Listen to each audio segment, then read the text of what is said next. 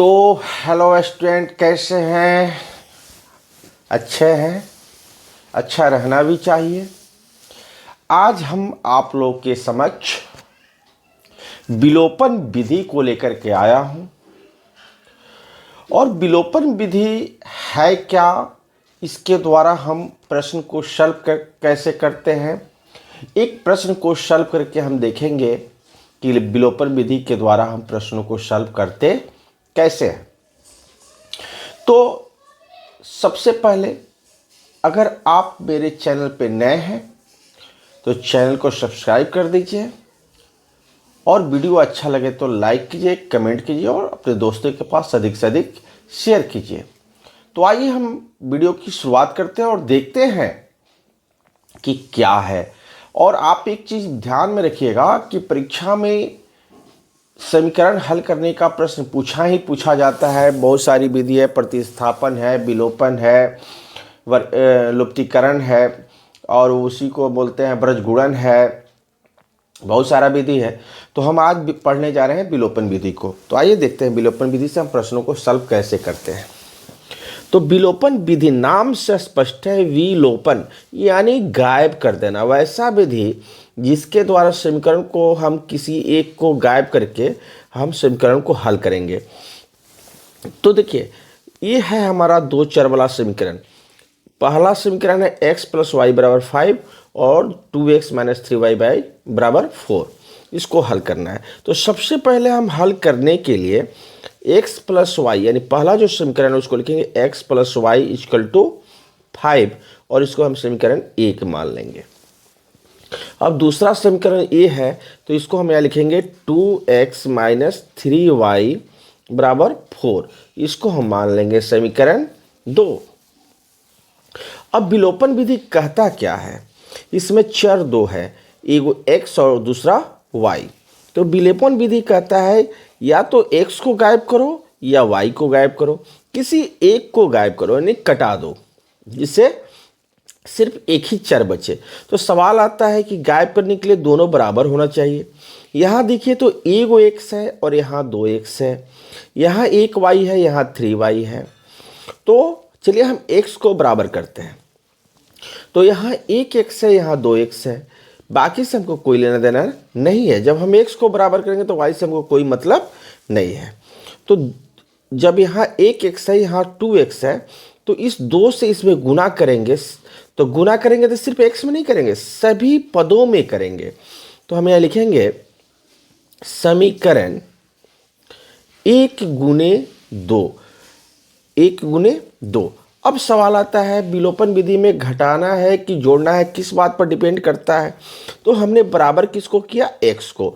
तो यहाँ भी चिन्ह देखिए प्लस है, यहाँ चिन्ह क्या है, प्लस है। दोनों सेम चिन्ह है, चाहे वो प्लस का रहे या माइनस का, तो घटाएंगे। और डिफरेंट चिन्ह है, जैसे यहाँ पे प्लस है, यहाँ माइनस है। अगर इसको बराबर किए रहते तो देखिए डिफरेंट चिन्ह है, प्लस है और माइनस है। तो इसको हम क्या करते, जोड़ते। लेकिन यहाँ दोनों सेम चिन्ह है, इसके पहले भी x है और इसके पहले भी प्लस है, इसके पहले भी प्लस है। तो यहाँ हम क्या करेंगे, माइनस करेंगे। अब 1 में हम गुना कर रहे हैं तो किसको घटाएंगे, 2 को। अब समीकरण 1 में 2 से गुना करें तो 2 से x में गुना करेंगे तो 2x हो जाएगा। फिर प्लस 2 से y में गुना करेंगे तो क्या हो जाएगा, 2y। और फिर 2 से 5 में गुना करेंगे तो 2 × 5 = 10। अब समीकरण 2 कितना है, तो 2x - 3y = 4। अब इसको हम क्या करेंगे, हमको घटाना है। तो घटाने के लिए हम ऊपर वाले समीकरण के चिन्ह में कोई परिवर्तन नहीं करेंगे, लेकिन नीचे वाले समीकरण का चिन्ह बदल देंगे। ये कब बदलेंगे, जब घटाना होगा। जोड़ना होगा तो चिन्ह में कोई परिवर्तन नहीं करेंगे, लेकिन हमको यहाँ क्या करना है, घटाना है। इसलिए नीचे वाले समीकरण का चिन्ह क्या करेंगे, बदलेंगे। तो यहाँ प्लस है तो माइनस, माइनस है तो प्लस, प्लस है तो माइनस। अब इसके पहले जो चिन्ह पहले से लगा हुआ उस चिन्ह का कोई वैल्यूएशन अब नहीं रह गया। अब हमने जो चिन्ह चेंज किया उसको लेकर के हल करेंगे। अब देखिए यहाँ +2x है या -2x से घटाएंगे तो ये दोनों कट जाएगा।